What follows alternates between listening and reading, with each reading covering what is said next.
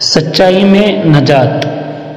حضرت سید عبدالقادر جیلانی رحمۃ اللہ علیہ کا نام تو آپ نے سنا ہوگا، بہت بڑے عالم اور ولی گزرے ہیں۔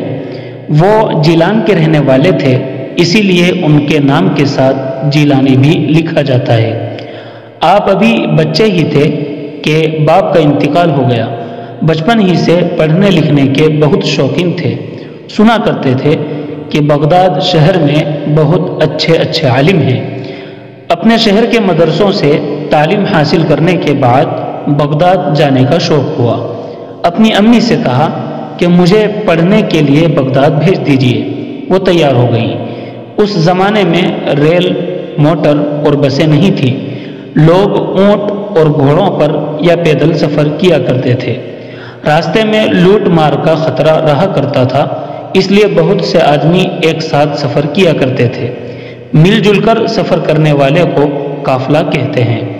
بغداد جانے والے ایک قافلے کے ساتھ ان کا جانا طے ہوا۔ چلتے وقت امی نے 40 دینار یعنی سونے کے سکے ان کے لباس میں بغل کے نیچے سی دیے تاکہ چوری سے محفوظ رہے، اور نصیحت کر دی کہ بیٹا، کیسی بھی مصیبت آئے، چاہے جان کا خطرہ ہو، کبھی جھوٹ نہ بولنا، ہمیشہ سچ بولنا۔ قافلہ روانہ ہوا، وہ بھی ساتھ تھے۔ ایک دن راستے میں ڈاکوؤں نے سارے قافلے کو لوٹ لیا۔ ایک ڈاکو نے ان سے بھی پوچھا، کچھ تمہارے پاس بھی ہے؟ انہوں نے کہا ہاں۔ ڈاکو سمجھا کہ مذاق کر رہا ہے، وہ دوسری طرف چلا گیا۔ اسی طرح کئی ڈاکوؤں نے پوچھا، آپ نے سب کو ایک ہی جواب دیا۔ آخرکار ڈاکوؤں کے سردار تک بات پہنچی۔ اس نے اپنے سامنے بلا کر پوچھا، تمہارے پاس کیا ہے؟ آپ نے فرمایا، میرے پاس 40 دینار ہیں۔ سردار نے کہا، کہاں ہیں؟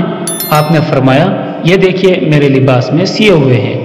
ڈاکوؤں نے کپڑا پھاڑ کر دیکھا تو سچ مچ 40 دینار نکلے۔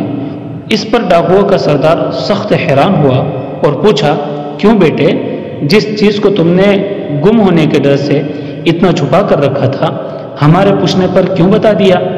آپ نے فرمایا، امی نے چلتے وقت تاکید کر دی تھی کہ کیسی ہی آفت پڑے کبھی جھوٹ نہ بولنا۔ میں امی کی بات کو کیسے بھول جاتا؟ بچے کی اس بات کا سردار پر بہت اثر ہوا۔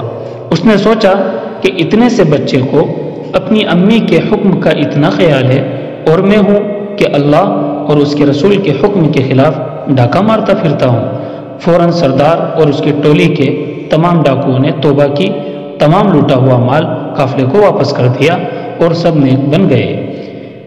ہمیں یہ سبق ملتا ہے کہ ہمیں ہمیشہ سچ بولنا چاہیے۔ سچ بولنے سے ہی ہم پریشانیوں سے چھٹکارا پا سکتے ہیں۔ تم نے دیکھا کہ ایک سچ کی برکت سے کتنے فائدے حاصل ہوئے۔ قافلے والوں کا سامان واپس مل گیا، ان کی جان بچ گئی۔ جو لوگ بری اور گندی زندگی گزار رہے تھے وہ نیک بن گئے۔ اس لیے ہم بھی عہد کر لیں اور ارادہ کر لیں کہ کبھی جھوٹ نہ بولیں گے۔